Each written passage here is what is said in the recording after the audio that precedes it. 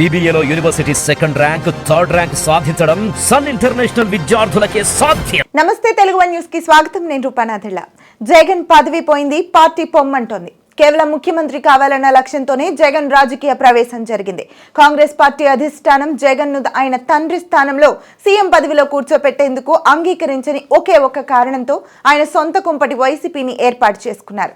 YCP అధ్యక్షుడిగా ఆయన అనుక్షణం ముఖ్యమంత్రి పదవిలో కూర్చోవాలన్న ఏకైక లక్ష్యంతో పనిచేశారు.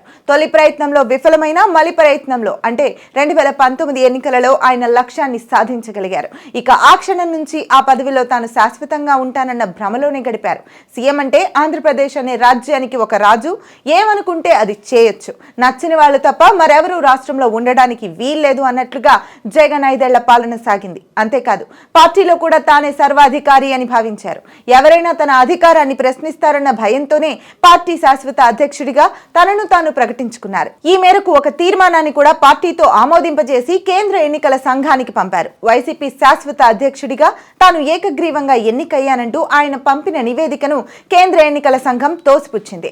పార్టీ శాశ్వత అధ్యక్షుడిగా జగన్ ఎన్నిక చెల్లుబాటు కాదని విస్పష్టంగా తేల్చేస్తూ వైసీపీ ప్రధాన కార్యదర్శికి ఉత్తర్వులు జారీ చేసింది. ఒక్క వైసీపీ అనే కాదు, ఏ రాజకీయ పార్టీకి శాశ్వత పదవులు అనేవి ఉండవని పేర్కొంది. దీంతో అప్పట్లో ప్లీనరీ వేదికగా వైసీపీ శాశ్వత అధ్యక్షుడిగా ఎన్నుకునేందుకు పార్టీ రాజ్యాంగాన్ని కూడా సవరించి మరీ చేసిన ప్రయత్నం బెడిసికొట్టింది. పార్టీ ఆరంభించిన క్షణం నుంచి కూడా జగన్ కు తన అధ్యక్ష పదవిని ఎవరైనా తన్నుకుపోతారేమోనన్న భయమే పార్టీకి శాశ్వత అధ్యక్షుడిగా తానే ఉండాలన్న నిర్ణయం తీసుకునేందుకు కారణమైంది. అయితే కేంద్ర ఎన్నికల సంఘం గుర్తింపు పొందిన ప్రతి రాజకీయ పార్టీ 2 ఏళ్లకోసారి పార్టీ సర్వసభ్య సమావేశం ఏర్పాటు చేసి అధ్యక్ష ఎన్నికలు నిర్వహించాల్సి ఉంటుంది. ఆ నిబంధనను వైసీపీ ఎన్నడూ పాటించకపోయినా పార్టీ శాశ్వత అధ్యక్షుడిగా జగన్ ఎన్నిక చెల్లదని ఈసీ విస్పష్టంగా తేల్చేసింది.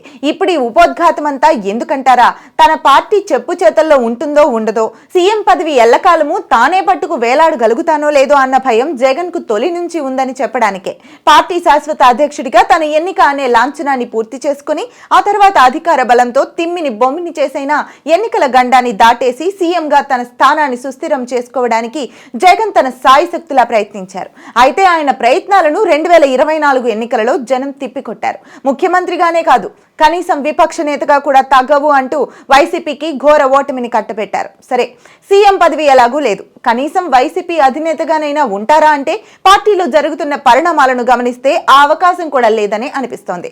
ఎన్నికలలో ఘోర పరాజయం తర్వాత వైసీపీ సీనియర్ నేతలంతా దాదాపు సైలెంట్ అయిపోయారు. చాలా మంది తన ఆనుపానులు కూడా అధినేతకు తెలియకుండా జాగ్రత్త పడుతున్నారు, అంటే దాదాపు అజ్ఞాతంలోకి వెళ్లిపోయారు. ఇక యువనేతలైతే ధిక్కార స్వరం వినిపిస్తున్నారు. జగన్ తీరుపై, వ్యవహార శైలిపై, అహంకారపూరిత వైఖరిపై బాహాటంగానే విమర్శలు గుప్పిస్తున్నారు. పార్టీ ఓటమి తర్వాత తొట్టతొలుగా జక్కంపూడి రాజా మొదట్లోనే జగన్ తీరుపై విమర్శలు గుప్పించారు. ఆయన తీరు కారణంగా తాను నిండా మునిగిపోయానని ఆవేదన వ్యక్తం చేశారు. ఆయన తర్వాత రాజమహేంద్రవరం మాజీ ఎంపీ వైసీపీ నాయకుడు మార్గాని భరత్ జగన్ వ్యవహార శైలిని తప్పుపడుతూ వ్యాఖ్యలు చేశారు. మద్యం విధానం లోపభూయిష్టంగా తయారవ్వడానికి, తప్పులు జరగడానికి జగన్ అజ్ఞానమే కారణమని అర్థం వచ్చేలా మీడియా సమావేశంలో మాట్లాడారు. అదే కోవలో గురజాల మాజీ ఎమ్మెల్యే కాసు మహేష్ రెడ్డి, ధర్మవరం మాజీ ఎమ్మెల్యే కేతిరెడ్డి వెంకట్రామిరెడ్డి సహా పలువురు వైసీపీ నేతలు జగన్ కారణంగా తమ రాజకీయ భవిష్యత్ ప్రమాదంలో పడిందని బాహటంగానే చెప్తున్నారు. మొత్తం మీద జగన్ పై పార్టీలో తిరుగుబాటు మొదలైనట్లేనని పరిశీలకులు విశ్లేషిస్తున్నారు. ఈ తిరుగుబాట్లు రానున్న రోజుల్లో మరింత ఉధృతమయ్యే అవకాశాలు ఉన్నాయంటూ వైసీపీలో మెజారిటీ నేతలు, కార్యకర్తలు జగన్ తీరుపై అసంతృప్తి, ఆగ్రహం వ్యక్తం చేస్తూ మీడియాకు ఎక్కే పరిస్థితి నెలకొంది. దీంతో పార్టీ నుంచి జగన్ ను బహిష్కరించి కొత్త నేతను ఎన్నుకుంటారా, లేక వైసీపీకి గుడ్ బై చెప్పి వేరే పార్టీలలోకి చేరుతారా అన్న సందేహాలు వ్యక్తమవుతున్నాయి. చాలా వరకు వైసీపీ నేతలకు జగన్ తీరు, ఆ తీరును సమర్థించిన కారణంగా ఇతర పార్టీలలోకి ఎంట్రీ లేకుండా పోవడంతో వైసీపీనే జగన్ కు దూరం చేయాలన్న దిశగా ఆలోచిస్తున్నారని విశ్వసనీయంగా తెలుస్తోంది.